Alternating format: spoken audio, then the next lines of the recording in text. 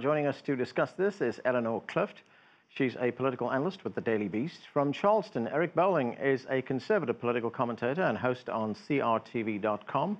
From Houston, Wardah Khalid is a Middle East expert and foreign policy analyst, and Jonathan Broder is a senior writer at Newsweek, focusing on national security and foreign policy. Thank you to all of you for joining us. Jonathan, let's start here in the studio.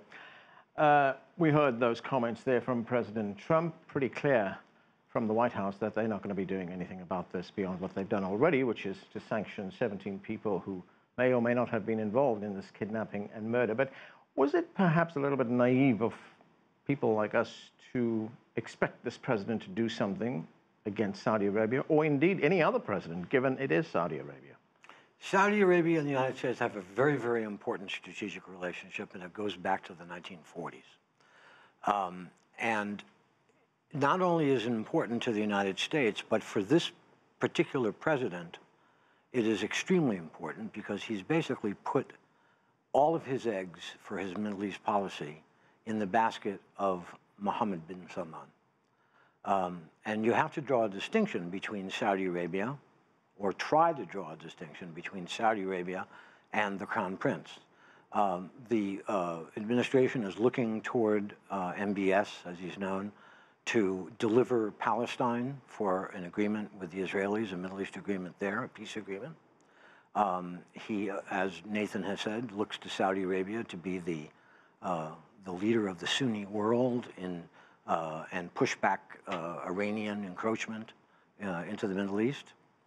And he looks to Saudi Arabia to buy lots of weapons.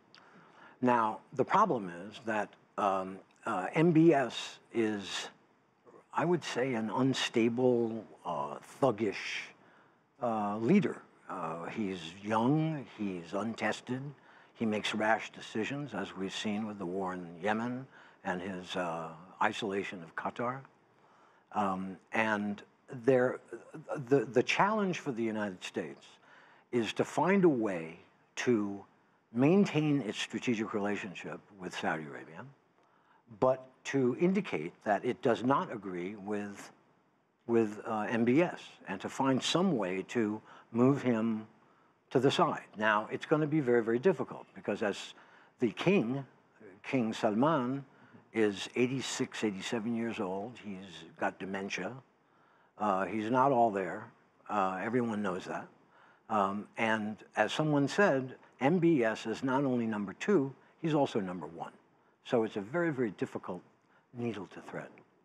All right, let's go to Wardah Khalid. She's in Houston. And Wardah, many experts that we've talked to, we talk to analysts and commentators, and they tell us that it would be almost impossible for a killing like this, a murder like this, to take place without the knowledge or even on the direct orders of Mohammed bin Salman. Do you believe that to be the case?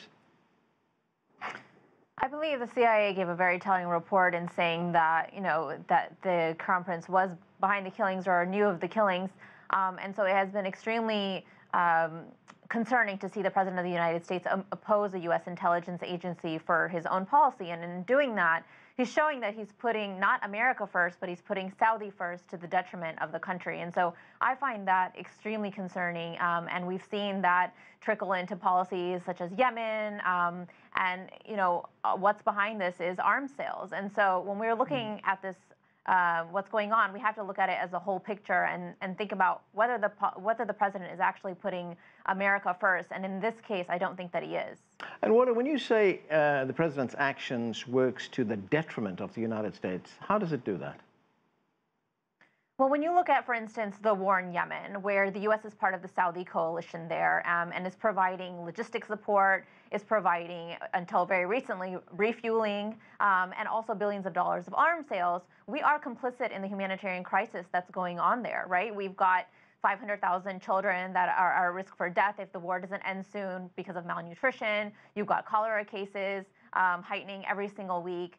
Men, women, and children have died. We've heard of, Yemeni weddings being bombed because of our involvement in the Saudi coalition. So when we continue to support things like this, we're showing that we stand, we are committing these humanitarian catastrophes. We're committed to them instead of worrying about, what people in America are thinking about them or what's best for the people on the ground. And so it's really concerning to see that we're following the lead of a global superpower or a regional superpower that's not really concerned with the repercussions outside of the Middle East.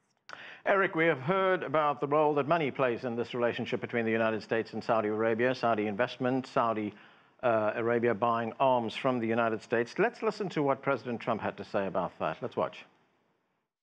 And I'm not going to tell a country that's spending hundreds of billions of dollars and has helped me do one thing very importantly, keep oil prices down so that they're not going to $100 and $150 a barrel. Right now, we have oil prices in great shape. I'm not going to destroy the world economy, and I'm not going to destroy the economy for our country by being foolish with Saudi Arabia. What do you make of that, Eric? Well, I'd like to point out to Wardah that she is missing something very important. We are not an ally to Yemen. We are an ally to the Saudi kingdom. We're also an ally to Israel, who wants a stronger Saudi Arabia within the Middle East. So putting America first, President Trump is in fact doing that. We are not supporting the Saudi war with Yemen. We're selling them arms as we sell many, many other countries arms. I might also point out, but there is military support for Saudi Arabia. The presidential regime, the Obama regime, is doing deals with Iran, who we know hate America and hate Israel. They say wipe Israel off the map, kill Americans. So I'm sorry, Anand, what did you say? I said there is U.S. military support for the Saudi onslaught on Yemen.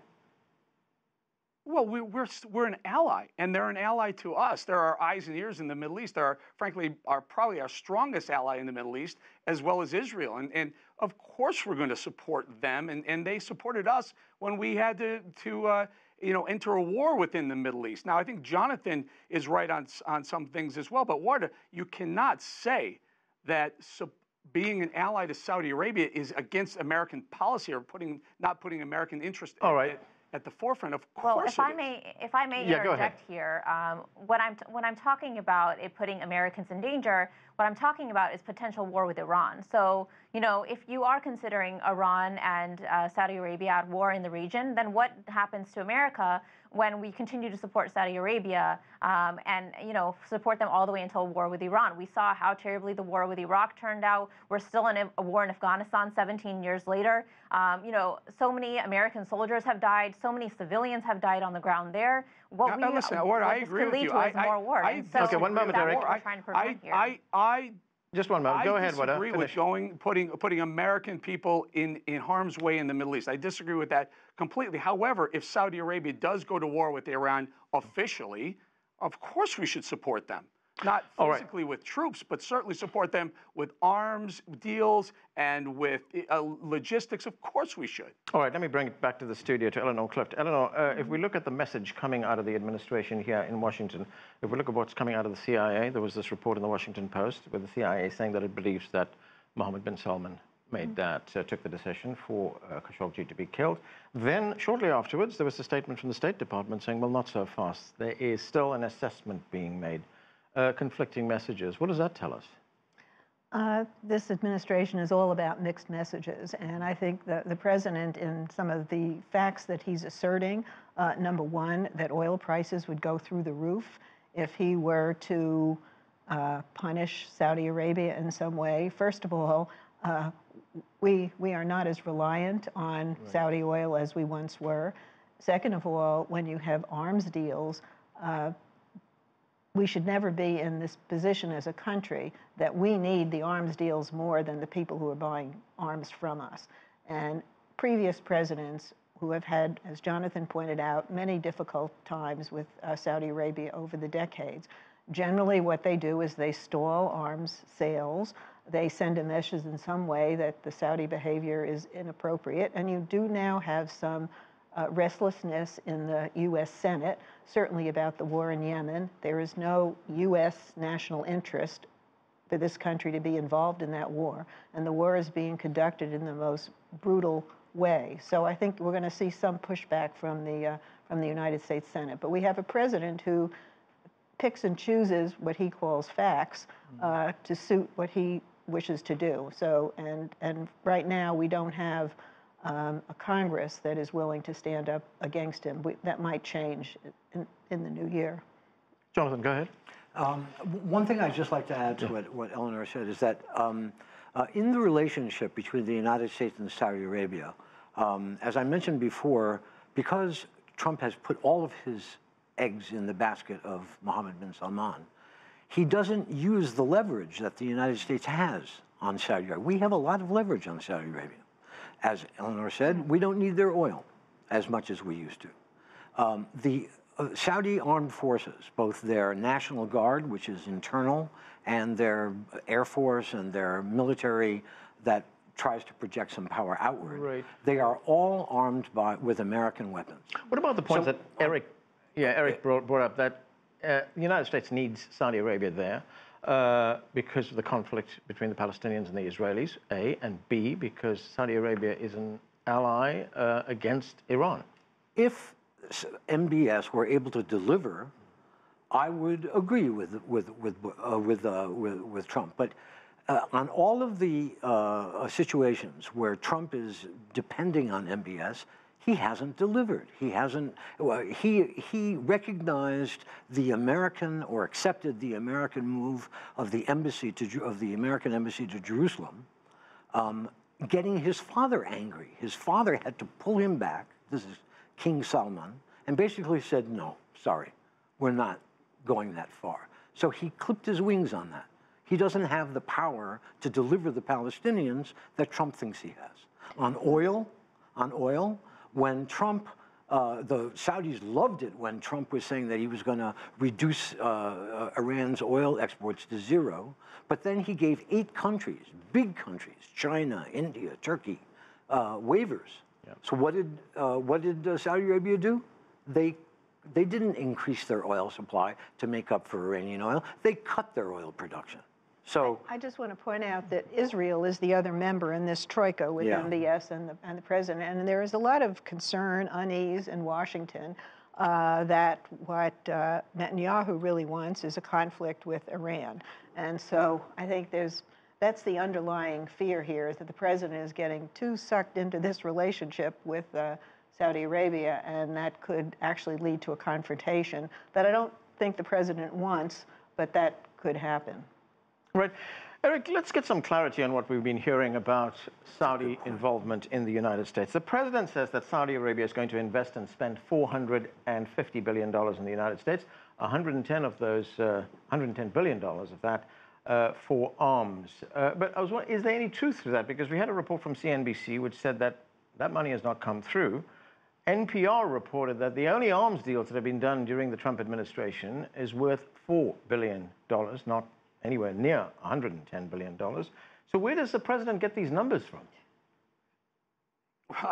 You'll have to ask the president, or I might next time I speak to him. However, I'd like to point out that MBS, Mohammed bin Salman, is a horrible human being. He's awful. I would agree. I think the 4 of us or 5 of us, Adnan, would agree that he's a terrible person. However, he is the leader of the country that we are allies with, and it's been many, many decades that we continue to be friendly with or allies with people who are frankly led by some awful, horrible people. We're going back to this Khashoggi murder, which looks like, in all intent and purposes, and the CIA agrees, that it was at the hands of MBS. I agree with you. The man should not be leading the kingdom, but he is. Khashoggi was not an American citizen.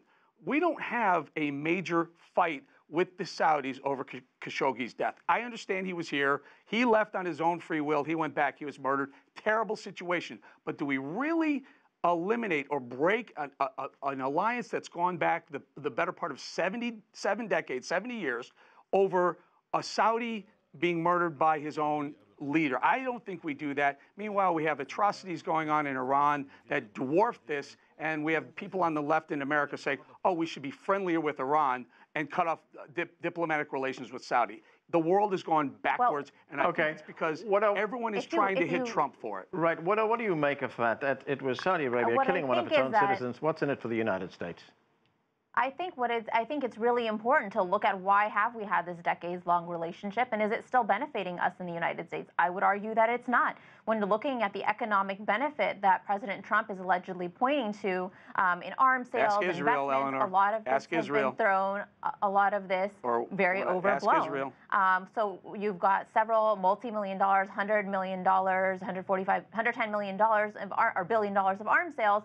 A lot of that was actually negotiated under the Obama administration. It's not something that President Trump brought to the table here. And as you pointed out earlier, very little of that has actually materialized. We're no longer reliant on their oil anymore. The reason why they've been pulling back on oil production is because they're actually running out of oil in Saudi Arabia. There have been studies shown on this. $20 trillion economy, Wardah. We don't need $100 billion to continue this. We don't need the $100 billion in arms sales to Saudi Arabia. We don't need that $110 billion in arms sales to Saudi Arabia. But that is the reason that he's justifying our involvement. No, but here's the point. Okay, because he's saying that because he needs people to understand that there is a deal with this. We need Saudi Arabia. Geographic location only. We need them to keep the peace. If Saudi Arabia were to step back and say we're not involved in this, Israel wouldn't be around any longer. Iran it would take them a day to take over Israel. We both know this. Right. So all right, Eric. Saudi Arabia to keep Iran at arm's distance from Israel. Yeah. All right, Eleanor. Well, first of all, I don't believe Iran has intentions of invading Israel. That's a ridiculous assertion. The other point is that nobody is. One moment, Eric. One moment. Eric, one moment. Nobody is asking this administration to sever all ties with Saudi Arabia. That is a straw man. But there's a big difference between that and the president exonerating him and defying his own intelligence community, which basically has come up with some pretty ironclad proof. Okay. And second, refusing to listen to the tape of the torture session because it's just too much for him to listen to, and he's been told he doesn't need to listen to it. I mean, that is bizarre behavior for a president of the United States. Right, Jonathan? Just to pick up on what Eleanor said, diplomacy and relations between nations is all about nuance. You know, and you know, there are two lovely definitions of diplomacy. One is convincing letting the other guy have your way. That's one. And the other one is saying nice doggy until you can find a rock. And diplomacy lies in between those two. And Trump sees the world in zero-sum terms. And that doesn't work in a situation like that. Jonathan, some other clarity that we need here. One moment, Eric, I will get to you. Eric, I will get to you in a moment. Okay, Jonathan, just a bit of clarity here. The president said today that the Saudi war on Yemen, he said Saudi Arabia would stop the war today if Iran withdrew from Saudi Arabia. Is that true? Well, look, the war in Yemen has been portrayed, so I think, a little bit too sharply as a proxy war between Saudi Arabia and Iran. The involvement of Saudi Arabia and its ally, the UAE, on the side of the deposed Yemeni leader, who was deposed by the Houthis, their involvement is much more than the Iranian involvement with the Houthis. There is Iranian involvement, but it is minuscule compared to the Saudi and UAE involvement on the other side of Yemen. You have to know that there has been fighting between the Saud tribe and the Houthi tribe. These are families, basically, preceding the creation of the modern state of Saudi Arabia. And in every encounter where the Houthis and the Saudis have clashed, at least on the ground, the Houthis have kicked their butts. The Saudis are not good fighters on the ground. The Houthis are excellent fighters. Okay. They're mountain people. I think the proxy war element of this is greatly exaggerated. Okay. Eric, go ahead. So I would like to ask Eleanor what part of Death to America, with the mullahs standing right there chanting along with them, or wipe Israel off the map, is diplomacy, or in Jonathan's terms, nuance, because there's nuance nor diplomacy in either one of that. I think most of Americans would say, wipe Iran off the map, and then we can start talking. And I think what Trump does is he appeals to that group of people. And frankly, it's a big percentage of the American population, not just one half right versus left or 1/3 of Trump's base. Literally, most of the population thinks that our greatest foreign adversary is the Iranian people. All right, Eleanor. Well, I don't believe that we even have a leader in the White House who wants to take this country to war with Iran. Secondly, the previous administration negotiated a very important treaty. It wasn't just between this country and Iran. China and Russia were part of it, and all our allies, to cap their nuclear program. It is the same kind of deal that this president is probably looking for from North Korea if he can get one. That is what I call realpolitik. And I think there, as I said earlier, is a great deal of nervousness in Washington that the Israelis, led by Netanyahu, have been, spoiling for a military confrontation against Iran. They were very publicly opposed to the Iran nuclear deal. And I think that is the danger here of getting pulled in by the kind of rhetoric that we hear, and that I don't think anyone in this country wants another war, and certainly a war with Iran. Wardah, we often hear from the president. He often cites, when he talks about the relationship with Saudi Arabia, the fact that the Saudis buy a lot of weapons from the United States. President Trump said that if we don't supply those weapons to Saudi Arabia, then the Saudis are going to go to Russia or to China. Is that the case? Do you think that's what the Saudis will do? I think the Saudis are going to do whatever they need to do, but I think it goes much deeper than that. And, part of that is having that ally in the Middle East that they want, that's so important. But, there's more involved to that. I mean, I want to touch back on a point that was mentioned earlier about all Iranians wanting to wipe Israel off the map, or Saudi Arabia off the map. I don't think that's the case. After the Iran nuclear negotiations and the Iran deal was made, we saw a lot of Iranians supporting the U.S. and thankful for the U.S. and thankful that sanctions would be lifted. So I just want to go back to that point and add that I don't think that is a correct point to start off from when thinking about this, and that's just a lot of fear mongering, frankly, of what it can happen. But as far as the weapon sales go, yeah, they could go to other people as well. But I think that also shows, what America needs to think about. Do we have other industries or other services that we can offer besides just weapon sales that are going to be used to kill innocent civilians? Jonathan, you don't believe Saudi Arabia will go shopping elsewhere? As I mentioned before, the Saudi military and internal police are totally armed and equipped with U.S. weapons or NATO weapons. The biggest arms suppliers for Saudi Arabia are the United States and Britain. A little bit from Germany, nothing from France. Germany's actually just stopped all sales to Saudi Arabia. Yes. But they didn't really sell them that much. Right. Yeah, and Iran is not suicidal. If they were to launch an attack against Israel, Israel has nuclear weapons. Right. They would be gone in a minute. Okay, we are going to have to leave it there. We have run out of time. Thanks to all of you for being with us. That's all we have time for. I'm Anand Naidu in Washington, D.C. Thanks for being with us.